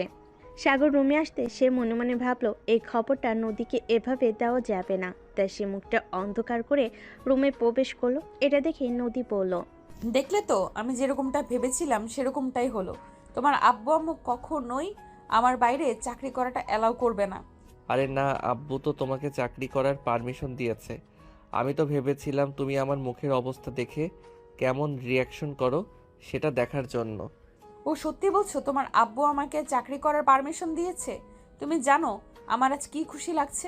আমি তোমাকে বলে বোঝাতে পারবো না আজ যে আমার কত আনন্দ লাগছে। সত্যি আমার শ্বশুরবাড়ির মানুষ আমাকে চাকরি করতে দেবে, এটা আমি সত্যিই ভাবতে পারিনি। এই বলে নদী তখনই খুশিতে গদগদ হয়ে দৌড়ে এসে সাগরকে জড়িয়ে ধরে বলতে লাগলো, সত্যি তোমাকে অনেক ধন্যবাদ। তুমি না থাকলে এটা কোনোভাবেই সম্ভব হতো না। তুমি আমার জন্য অনেক করেছো। সত্যি তুমি খুব ভালো। এটা বলে নদী হঠাৎ করে সাগরকে ছেড়ে দিল আর বলতে লাগলো, সরি, আমি আনন্দে এটা করে ফেলেছি। সরি, আমাকে প্লিজ তুমি ক্ষমা করে দিও। তোমাকে এভাবে জড়িয়ে ধরাটাও ঠিক হয়নি। আরে বাবা, এভাবে বলার কি আছে? তুমি আমার বিয়ে করা বউ, তুমি আমাকে জড়িয়ে ধরতেই পারো। আমি এই ব্যাপারে কিছুই মনে করিনি। তাছাড়া আমার তো ভালোই লাগছিল তুমি যখন জড়িয়ে ধরছিলে। প্রথম কোনো মেয়ে মানুষের স্পর্শ পেলাম, অন্যরকম অনুভূতি হচ্ছিল। তাই নাকি? তোমার অন্যরকম অনুভূতি আমি বার করছি, দাঁড়াও তোমাকে দেখাচ্ছি মজা। এই বলেই নদী সাগরকে দৌড়াতে লাগলো। আর সাগরকে পায় কি, সাগর ততক্ষণে রুম থেকে বের হয়ে চলে গেছে। এরপর দিন থেকে নদী যথারীতি তার অফিসে যাওয়া শুরু করে। এদিকে সাগরও ভার্সিটিতে যাওয়া শুরু করে, কারণ সামনে তার ফাইনাল ইয়ারের এক্সাম। তার বেস্ট ফ্রেন্ড হসপিটালে থাকায় এই খবরটা ভার্সিটিতে পৌঁছাতে একটু দেরি হলো। সেদিন সাগর ভার্সিটির ক্যাম্পাসে এসে দাঁড়াতেই তার এক বন্ধু তাকে বলল, কি ব্যাপার দোস্ত, বিয়ে করে নিলি অথচ আমাদেরকে জানালিও না? আমরা তো তোর বন্ধু, আমাদেরকেও একবার জানানো উচিত ছিল। দেখো বন্ধু, হঠাৎ করে সব কিছু হয়ে গেছে, তাই তোদেরকে কোনো কিছু জানাতে পারিনি। তাছাড়া তোরা তো সবাই জানতি নদীর বিয়ে হতে চলেছিল আমার বড় ভাইয়ের সঙ্গে, কিন্তু দুর্ভাগ্যবশত সেটা আমার সঙ্গে হয়ে গেছে, তাই তোদেরকে বলার সময় পাইনি। আচ্ছা ঠিক আছে, সে না হয় বুঝলাম, কিন্তু এখন আমাদেরকে মিষ্টি কবে খাওয়াবি সেটাই বল। আমরা তো ভেবেছিলাম তোর বিয়েতে অনেক আনন্দ করব, কিন্তু সেটা তো আর হয়ে উঠলো না। তবে তাই বলে তো আর মিষ্টি খাওয়া মিস করতে পারি না, আমাদেরকে অবশ্যই মিষ্টি খাওয়াতে হবে। আচ্ছা ঠিক আছে, কোনো সমস্যা নেই। তোরা যখন মিষ্টি খেতে চাইবি আমি তখনই তাদেরকে মিষ্টি খাওয়াবো। আচ্ছা দোস্ত, একটা ব্যাপার ভেবে খুবই অবাক হচ্ছি, তোর ভাইয়ের সঙ্গে মেয়েটার বিয়ের কথা চলছিল, তার মানে মেয়েটা নিশ্চয়ই তোর চাইতে বয়সে বড়, তাই না? দেখ, যেটা হয়ে গেছে সেটা নিয়ে আমি আর কোনো কথা বলতে চাই না। মেয়েটা আমার চাইতে বয়সে বড় সেটা আমিও খুব ভালো করেই জানি, কিন্তু অ্যাক্সিডেন্টলি যেটা হয়ে গেছে সেটা নিয়ে মাথা ঘামানোর কিছুই নেই। এখন সে আমার বউ, এখন সে আমার কাছে কিভাবে ভালো থাকবে সেটাই আমার কাছে বড় কথা। হ্যাঁ রে ভাই, এটাই ভালো কথা। দেখিস, মেয়েটাকে কোনোদিনও কষ্ট দিস না। একে তো তোর ভাইয়ের সঙ্গে বিয়ে হওয়ার কথা ছিল, এখন তোর সঙ্গে বিয়ে হয়েছে, এমনিতেই তো মেয়েটা শকড, তারপর আর কোনো কষ্ট দিস না। হ্যাঁ, দোয়া করিস যেন এই মেয়েটাকে সারা জীবন আমি ভালোবাসায় ভালো রাখতে পারি। এরপর কথা বলতে বলতে সাগর ক্লাসরুমে চলে গেল। আর এরপর দেখতে দেখতে বেশ কিছুদিন সময় কেটে গেল। এদিকে সাগরের অনার্স ফাইনালের এক্সাম শেষ হয়ে গেছে। এখন আর সাগরের কোনো কাজ নেই, সারাদিন বাসায় বসে থাকে। সেদিন নদী অফিস থেকে ফিরে এসে সাগরকে রুমে একা একা চুপচাপ বসে থাকতে দেখি বলল, কি ব্যাপার, কি হয়েছে? তুমি এভাবে চুপচাপ বসে আছো কেন? তোমার কিছু হয়েছে নাকি? না, সেরকম কোনো ব্যাপার না। আসলে কদিন ধরে একা একা বাসায় বসে আছি তো কিছুই ভালো লাগছে না, তাই আর কি। ও আচ্ছা, এই ব্যাপার। তাহলে ঠিক আছে, কোনো সমস্যা নেই। আমি অফিস থেকে কিছুদিনের জন্য ছুটি নিব ভাবছি। তোমাকে নিয়ে এবার বাইরে থেকে কোথাও ঘুরে আসব। তাহলে তো খুবই ভালো হয়। আমিও ভাবছিলাম তোমার সঙ্গে এই ব্যাপারে কথা বলবো, কিন্তু তুমি তো তোমার অফিস নিয়ে খুবই ব্যস্ত আছো, তাই তোমাকে বললে তুমি যদি কিছু মনে করো, তাই তোমাকে বলার সাহস হয়ে উঠছিল না। তুমি আমার জন্য এত কিছু করেছো, আর আমি তোমার জন্য এটুকু করতে পারবো না? এখনো সমস্যা নেই, আমি কালকেই অফিস থেকে ছুটি নিব। আচ্ছা নদী, আমি কি তোমায় একটা কথা জিজ্ঞাসা করতে পারি? হ্যাঁ অবশ্যই, কেন নয়।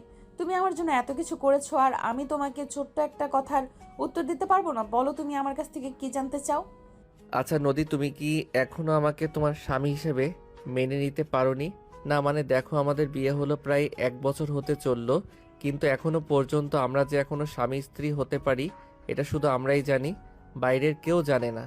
জানি না তুমি আমার বলা কথাটা বিশ্বাস করবে কিনা, কিন্তু সত্যি বলতে এটাই যে একটা কথা হয়তো তুমিও জানো, মেয়েরা বুক ফাটলেও মুখ ফুটে কিছু বলতে পারে না। কিন্তু আমি ভেবেছিলাম তুমি বুঝবে, কিন্তু এখনো মনে হয় তোমার সেই বয়সটা হয়ে ওঠেনি। মানে তুমি কি বলতে চাইছো? আমি তো সেটাই বুঝতে পারছি না। কি বলতে চাও একটু খুলে বলবে কি?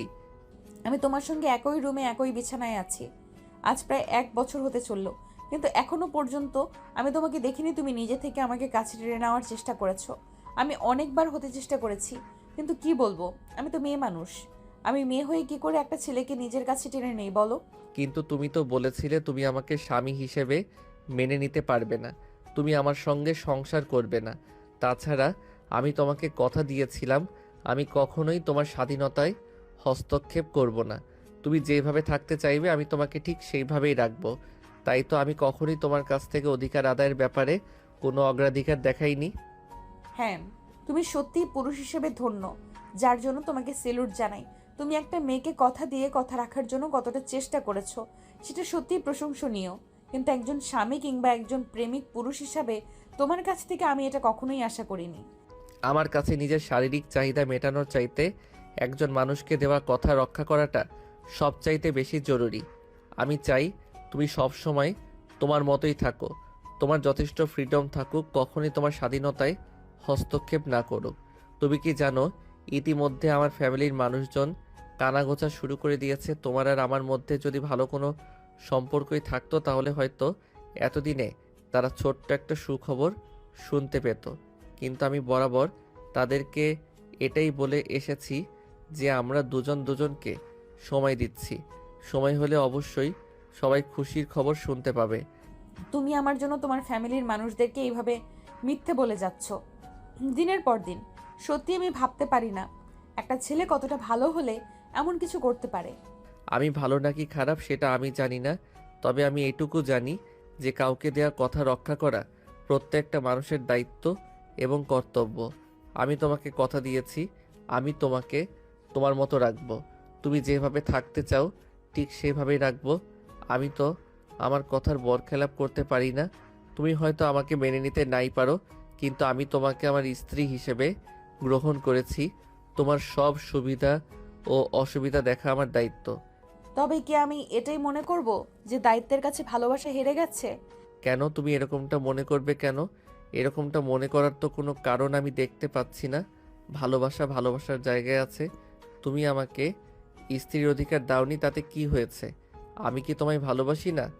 অবশ্যই আমি তোমাকে ভালোবাসি বলেই তোমার দেওয়া প্রত্যেকটা কথা রক্ষার চেষ্টা করছি।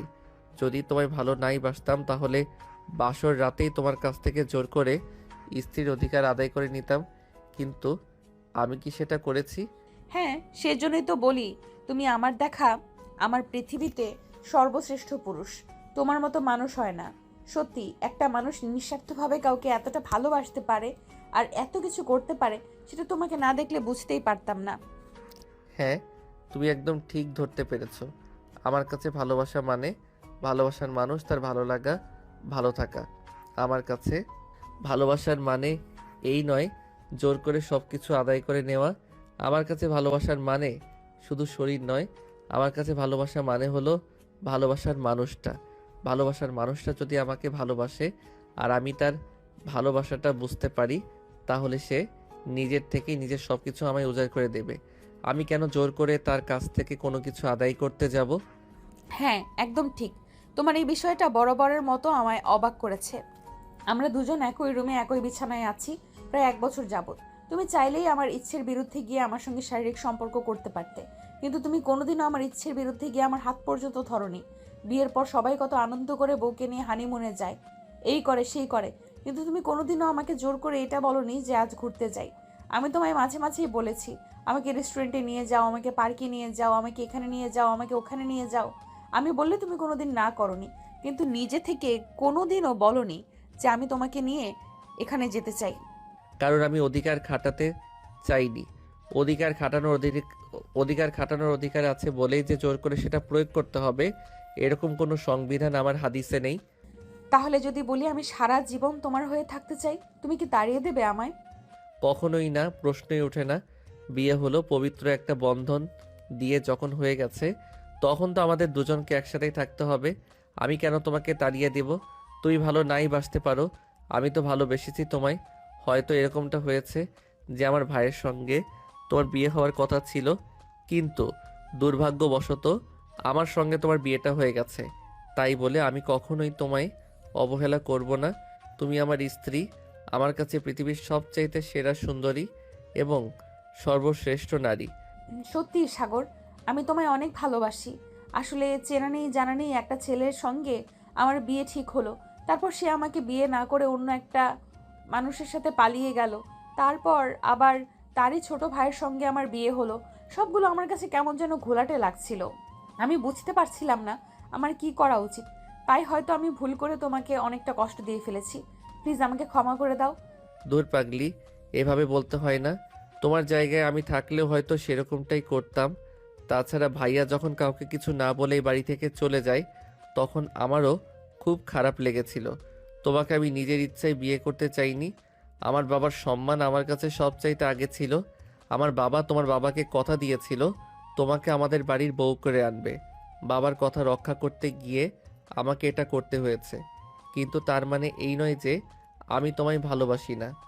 তোমায় ভালোবাসতাম যেদিন তোমায় বউ করে এই বাড়িতে নিয়ে এসেছিলাম, আর আজকেও ভালোবাসি। সত্যি সাগর, I love you so much. বলে নদী সাগরকে জড়িয়ে ধরে কান্না করতে থাকে। এটা দেখে সাগর নদীকে বলে, লাভ ইউ টু পাগলি। কান্না করে না, কান্না করছো কেন? আমার দেখা মহান পুরুষ তুমি। সত্যি কেউ একটা অচেনা অজানা মেয়ের জন্য এতটা করতে পারে আমার জানা ছিল না। ভালোবেসে বিয়ে করলেও হয়তো কেউ এতটা ফ্রিডম পায় না। সত্যি তুমি খুব ভালো একজন পুরুষ। তাহলে থাকছো তো সারা জীবন আমার সঙ্গে? কখনো ছেড়ে যাবে না তো?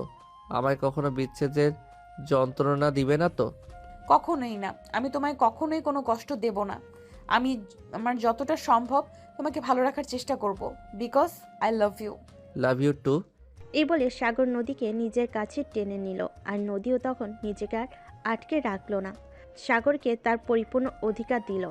সাগর নদীকে এই প্রথমবারের মতো নিজের এতটা কাছে পেয়ে সে নিজেকে আর কোনোভাবেই কন্ট্রোল করে রাখতে পারছিল না। সে নদীর মাঝে নিজেকে হারিয়ে ফেল। নদীও নিজের ভালোবাসায় সাগরকে পরিপূর্ণ করে তুলল। দুজন দুজনের ভালোবাসায় এতটাই মুগ্ধ হয়ে গেল যে কখন রাত পেরিয়ে সকাল হয়ে গেল সেটাই তারা কেউ টের পেল না। সকালবেলা ঘুম থেকে উঠে নদী ফ্রেশ হয়ে অফিসে যাওয়ার জন্য তৈরি হয়ে গেল। আর সাগর তখনই ঘুম থেকে উঠল। তখনই নদী সাগরকে বলতে লাগলো, তুমি সব কিছু গুছিয়ে রেখো, আমি অফিস থেকে দুপুরের মধ্যেই চলে আসব। তারপর বিকেলের দিকে আমরা রওনা দিব। এভাবে হুটহাট করে আমরা কোথায় যাব? আমরা কক্সবাজার যাচ্ছি আজ রাতেই।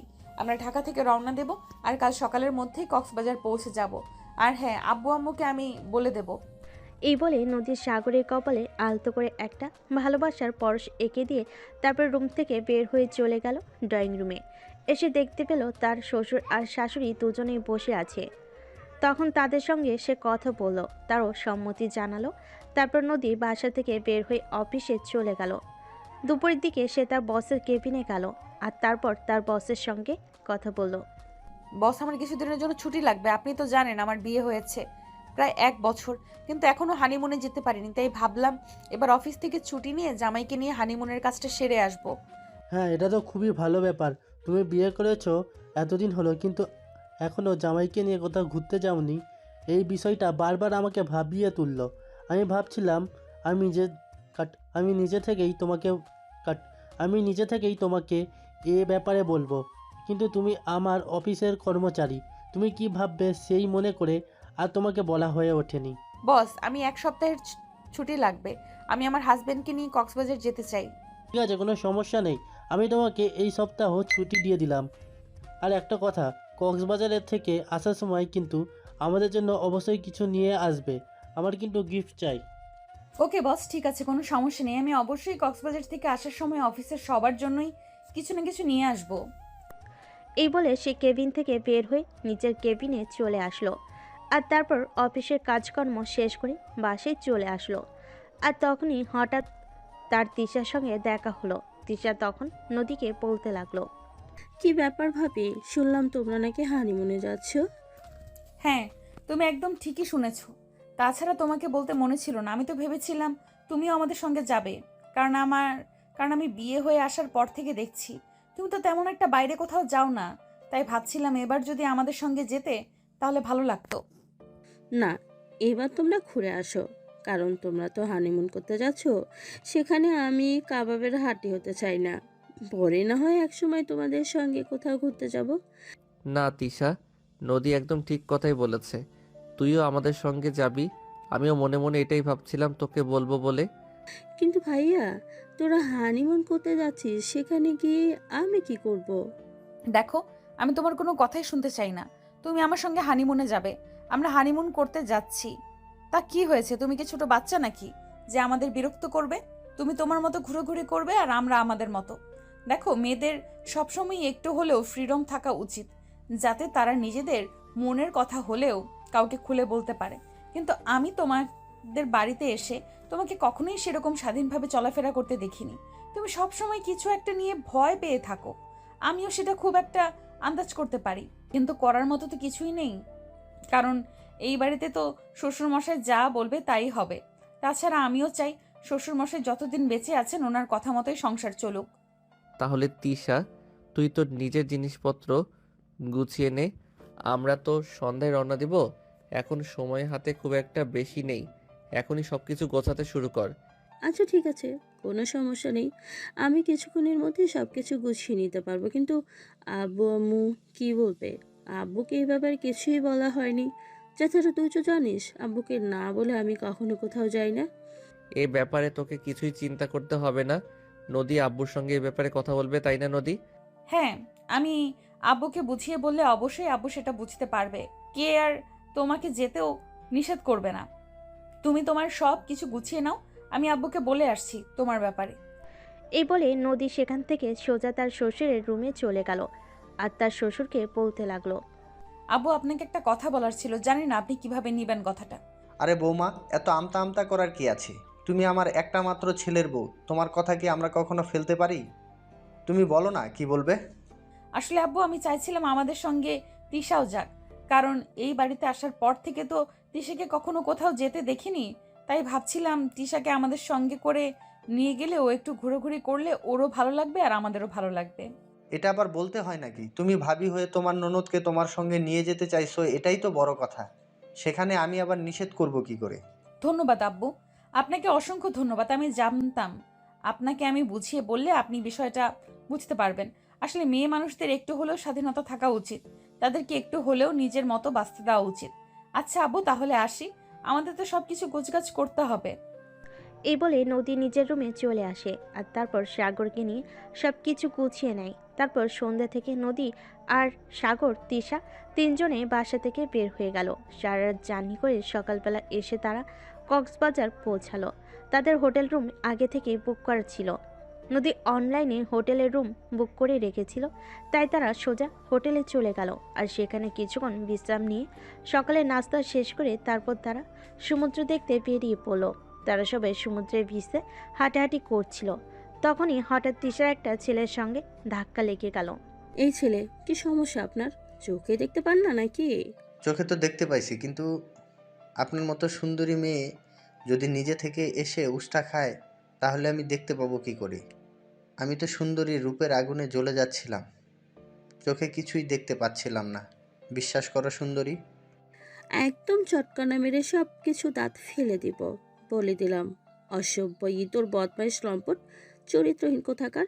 মেয়েদেরকে কিভাবে সম্মান দিয়ে কথা বলতে হয় এটা তোর ফ্যামিলি থেকে শেখায়নি?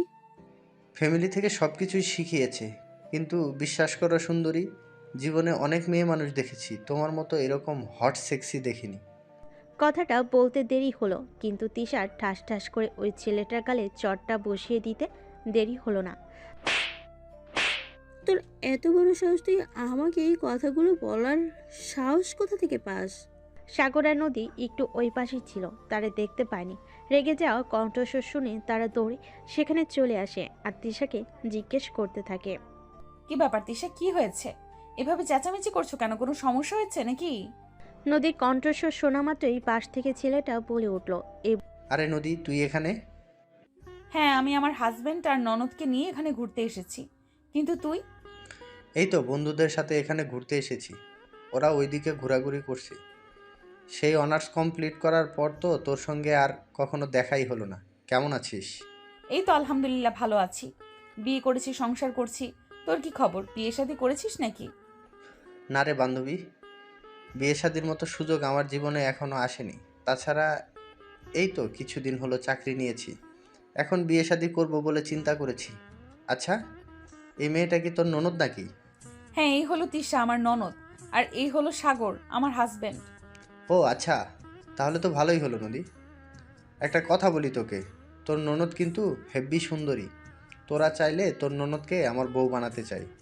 ছি ছি ছি ছি, বিচ্ছিরি আচরণ। দেখলে ভাবি তোমার বন্ধু কত খারাপ, কিভাবে তোমার সঙ্গে নির্লজ্জের মতো কথা বলছে। আচ্ছা ঠিক আছে রাকিব, আজ তাহলে আসি, তোর সঙ্গে অন্য সময় কথা হবে। আর হ্যাঁ, তোর ফোন নাম্বার কি আগেরটা আছে নাকি? হ্যাঁ, আমার ফোন নাম্বার তো আগেরটাই আছে, তবে আমি কিন্তু একটা কথার উত্তর এখনও পেলাম না। তোর ননদকে যদি বিয়ে দিতে চাস, তাহলে আমি তোর ননদকে বিয়ে করব। তোর সঙ্গে এই ব্যাপারে কথা পরে বলবো, এখন আমাকে হোটেলে ফিরতে হবে।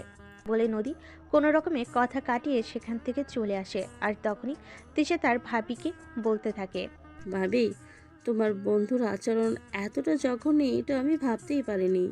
তুমি ভুল ভাবছো রাকিব, এতটাও খারাপ ছেলে নয় যতটা তুমি ভাবছো। যে যথেষ্ট ভদ্র ফ্যামিলির ছেলে এবং যথেষ্ট ভালো। ইচ্ছে করে তোমার সঙ্গে একটু দুষ্টুমি করেছে আর কি, এর বেশি কিছুই না। তুমি যেরকমটা ভাবছো সেরকম একদমই নয়। ভাবি, তুমি এখন ওই ছেলেটার হয়ে সাফাই গেছো? এটা আমি ভাবতেই পারছি না তোমাকে আমি কত ভালো মনে করি, আর তুমি কিনা এরকম একটা ছেলের সাফাই গেছো। আরে নাতিশা, তুমি আমাকে ভুল ভাবছো, সেরকম কিছুই না। রাকিব যথেষ্ট ভালো ছেলে, তুমি ওর সঙ্গে একটু মিশলে সেটা বুঝতে পারবে। আমি মিশবো, তাও আবার এই ছেলেটার সঙ্গে? কখনোই না। এই বলে তিশা নিজের রুমে চলে আসে। আর এরপর চলে গেল আরও 4-5 দিন। তারা সেখানে ঘোরাঘুরি করলো, আনন্দ করলো। সেদিন বিকেলবেলা সবাই মিলে সমুদ্রের বিচে সূর্য অস্ত দেখতে গেছে। সাগর আর নদী এক জায়গায় দাঁড়িয়ে আছে, কিন্তু তিশাকে হঠাৎ করে কোথাও খুঁজে পাওয়া যাচ্ছে না। তাই নদী তিশাকে খুঁজতে লাগলো। খুঁজতে খুঁজতে হঠাৎ একপাশে এসে দেখলো তিশা আর দুজনে একসঙ্গে দাঁড়িয়ে দাঁড়িয়ে কথা বলছে। তখন পিছন থেকে নদী তিশাকে উদ্দেশ্য করে বলল, কি ব্যাপার নন্দিনী, এখানে দাঁড়িয়ে দাঁড়িয়ে বুঝি প্রেম করা হচ্ছে? না মানে ভাবি, তুমি কি ভেবেছো আমি কিছুই বুঝতে পারবো না? আসলে আমার বন্ধুর মতো ছেলেকে অ্যাভয়েড করা তোমার মতো মেয়ের পক্ষে সম্ভব নয়। আমার বন্ধু কোনো দিক দিয়ে কম বলো শুনি? হ্যাঁ না মানে আসলে হয়েছে, এখন আর তোতলাতে হবে না। এখন বলো, আমি আব্বু আম্মুর সাথে কথা বলে তোমাদের বিয়ের ব্যবস্থা করব কিনা। সেটা করলে তো ভালোই হতো, তাহলে তো আর আমাকে কোনো কষ্টই করতে হতো না। দোস্ত, তোকে আমি একটা কথা বলেছিলাম না, আজ না হোক কাল তোর ননদের সঙ্গে প্রেম করেই ছাড়বো। হ্যাঁ, সেটাই তো ভাবছি। তুই যখন কোনো জিনিসের পিছু নিস তখন তো আর এত সহজে ওটার পিছু নেওয়া আবার ছেড়ে দিস না। আর তুই আমার ননদিনীকে বিয়ে করতে চলেছিস, তাহলে এখনো আমাকে দোস্ত বলে ডাকছিস কেন? ভাবি বলে ডাক। ঠিক আছে ভাবি, কোনো সমস্যা নেই, আপনি একটু তাড়াতাড়ি করে আমাদের বিয়ের ব্যবস্থা করে দিন। আপনি তো জামাইকে নিয়ে হানিমুন করতে চলে এসেছেন, আমি আমার বউকে নিয়ে কবে হানিমুনে যাব সেটাই চিন্তা করছি আর কি। নিজের ব্যবস্থা না হয় করে দেব, বিয়ের ব্যবস্থা না হয় করে দেব, কিন্তু তাতে আমার কি লাভ? তুই আমার কাছে যা চাইবি আমি তোকে তাই দেব, বল তুই কি চাস? কিছু না বন্ধু, তুই যদি আমার ননদিনীকে নিয়ে ভালো থাকতে পারিস তাহলেই হবে। এরপর আর কিছুই চাই না আমাদের। আচ্ছা দোস্ত, ঠিক আছে, তাহলে তাড়াতাড়ি শ্বশুর মশাইয়ের সঙ্গে কথা বলে আমার বউটাকে একটু আমার কাছে এনে দেওয়ার চেষ্টা কর, আমি আর একা একা ঘুমাতে পারছি না। আচ্ছা ঠিক আছে, তাহলে বাসায় ফিরে তোর সঙ্গে ফোনে কথা হবে। আমি ফোনে তোকে সব কিছু জানিয়ে দেব। আমরা আজকেই ঢাকা চলে যাব। এই বলে নদী রাকিবের সঙ্গে কথা বলা শেষ করে তিশা আর সাগরকে নিয়ে হোটেলে ফিরে এলো। তারপর সব কিছু গুছিয়ে নিয়ে সেদিন রাতেই ঢাকায় চলে আসলো। এরপর চলে গেল আরও 2-3 দিন। সেদিন বিকালবেলা রাকিব নদীকে ফোন করেছে। আসসালামু আলাইকুম, কি ব্যাপার দোস্ত, কেমন আছিস? ওয়ালাইকুম আসসালাম। এই তো আল্লাহর রহমতে ভালোই আছি। তোর কি অবস্থা, তুই কেমন আছিস? আমি কি আর ভালো থাকতে পারি? একা একা আর কত ভালো থাকা যায়? তোকে তো বললাম একটু শ্বশুর মশাইয়ের সঙ্গে কথা বলে আমার বউটাকে আমার কাছে এনে দেওয়ার ব্যবস্থা কর, কিন্তু তুই তো কোনো কর্ণপাত করছিস না এই ব্যাপারে। ও আসলে আমার শরীরটা ভালো লাগছিল না, তাই মনে ছিল না। এখনো সমস্যা নেই, আমি আজ রাতেই শ্বশুরমশাইয়ের সঙ্গে কথা বলবো। এরপর দুজনে আরও বেশ কিছুক্ষণ কথা বলে ফোন রেখে দিল। আর এইদিকে রাত 8টার দিকে সাগরের আব্বু বাসায় আসলে নদী সাগরের আব্বুর রুমে গেল। সাগরের আব্বু নদীকে দেখে বলতে লাগলো, কি ব্যাপার বৌমা, কিছু হয়েছে নাকি? হঠাৎ করেই তুমি আমার রুমে? আব্বু আসলে আপনার সঙ্গে একটা গুরুত্বপূর্ণ বিষয়ে আলোচনা করার ছিল। সরি, গুরুত্বপূর্ণ বিষয় সেটা আবার কি, বলো শুনি। আসলে তিশার বিয়ের ব্যাপারে কথা বলতে চাইছিলাম। হ্যাঁ বলো, তুমি কি তিশার জন্য কোনো ছেলে দেখেছো নাকি? আই মিন, তোমার কি পছন্দের কেউ আছে নাকি? না মানে আসলে আব্বু, আমরা যখন কক্সবাজার ছিলাম সেখানে আমার একটা বন্ধুর সাথে দেখা হয়। আমার বন্ধু সেখানে তিশাকে দেখে পছন্দ করেছে, আর সেই বলল আপনার সঙ্গে একটু কথা বলতে। আচ্ছা ঠিক আছে, কোনো সমস্যা নেই, তাহলে তুমি ওই ছেলেকে বলো তার ফ্যামিলিকে নিয়ে আমার সঙ্গে দেখা করতে। আমি তো আর গার্ডিয়ানবিহীন কারো হাতে আমার মেয়েকে তুলে দিতে পারি না, আমি ওই ছেলের ফ্যামিলির সাথে কথা বলতে চাই। ঠিক আছে আব্বু, কোনো সমস্যা নেই। তাহলে আমি ওনাদেরকে কবে আসতে বলবো যদি আপনি বলতেন? ওদের যদি কোনো সমস্যা না থাকে তাহলে আগামী পরশু শুক্রবার ওই দিনই আসতে বলো। ঠিক আছে আব্বু, কোনো সমস্যা নেই। আমি আজকেই রাকিবকে ফোন দিয়ে বলে দেব আগামী শুক্রবার এই ওর আব্বু আম্মুকে নিয়ে আমাদের বাসায় চলে আসতে, তারপর আপনার সঙ্গে কথা বলতে। নিজের রুমে চলে আসলো। তারপর রুমে এসে সে সঙ্গে সঙ্গে রাকিবকে ফোন দিয়ে এই সুখবরটা দিল। আর তারপর পরের শুক্রবারে সে তার বাবা মাকে নিয়ে নদীর বাড়িতে চলে আসলো। তারপর নদীর শ্বশুর মশাই আর রাকিবের আব্বু আম্মু কথা বলে রাকিব আর তিশার বিয়ে পাকা হয়ে গেল। অতঃপর কিছুদিনের মধ্যে রাকিব আর তিশার বিয়ে সম্পূর্ণ হয়ে গেল। আর সাগরদের বাড়ির সবাই রাকিবদের বাড়িতে গিয়েছিল একটা দাওয়াত, আর সেখান থেকে কিছুক্ষণ হলো ফিরে এসেছে। রাত 10টা বাজে। নদী নিজের রুমে এসে সব কিছু গুছিয়ে রেখে তারপর ঘুমানোর জন্য প্রস্তুতি নিচ্ছিল। তখনই হঠাৎ নদীর ফোনটা বেজে উঠল। নদীর ফোনটা হাতে নিয়ে দেখে রাকিব ফোন করেছে। এই অসময়ে রাকিব তাকে ফোন করার কারণটা কিসের এটাই বুঝতে পারল না। তাই সে দুশ্চিন্তা মনে নিয়ে ফোনটা রিসিভ করলো। নদী ফোনটা রিসিভ করতেই অপর প্রান্ত থেকে শুনতে পেল, থ্যাংক ইউ ভাবি প্লাস দোস্ত। সত্যি তুই সত্যিকারের বন্ধুর পরিচয় দিয়েছিস। তুই না থাকলে সত্যি হয়তো আজ তিশাকে আমার বউ করে পেতাম না। তোকে কি বলে যে ধন্যবাদ দেবো সেটা বুঝতে পারছি না। সত্যি তোর মতো বন্ধু প্রত্যেকটা মানুষের জীবনে প্রয়োজন। তুই আমাকে এই কথাটা বলার জন্য এত রাতে ফোন দিয়েছিস? আমি তো ভাবছিলাম কি না কি হয়ে গেল। আরে বাবা, ভয় পাওয়ার কি আছে? আমি তো তোকে ধন্যবাদ দেওয়ার জন্যই ফোন করেছিলাম। সত্যি তুই না থাকলে হয়তো তিশাকে আজ আমার বউ করে পেতাম না। আচ্ছা ভাই, ঠিক আছে, এখন আমার সঙ্গে কথা বলে সময় নষ্ট না করে বউকে ভালোবাসা দে। আর একটা কথা বলে দিচ্ছি, খবরদার কখনো কিন্তু আমার ননদিনী যেন তোর ব্যাপারে কোনো কমপ্লেন করতে না পারে। আচ্ছা, তুই তো আমাকে জানিস আমি কেমন ছেলে। আমি কোনো দিন তোর ননদকে আমার ব্যাপারে কোনো কমপ্লেন করতে দেব না, তুই দেখে নিস। আচ্ছা ঠিক আছে, তাই যেন হয়। রাখছি তাহলে, আমারও শরীরটা টায়ার্ড লাগছে, ঘুমাবো। এই বলে নদী ফোনটা কেটে দিল। আর তখনই হঠাৎ পিছন থেকে সাগর বলতে লাগলো, বউ আমার না আজ একটা তোমার আদর খেতে ইচ্ছা করছে, একটু আদর করবে কি আমায়? না, একদমই নয়। আমার শরীর টায়ার্ড লাগছে, আমাকে ঘুমাতে হবে। তাছাড়া আজকে খাওয়াটাও একটু বেশি হয়ে গেছে। তুমি আমার সঙ্গে এরকম কেন করো বলো তো? তুমি তো আমার 10টা না 5টা না একটা মাত্র আদরের বউ। আমি তোমার কাছে আদর চাইবো না তো কার কাছে চাইবো বলো?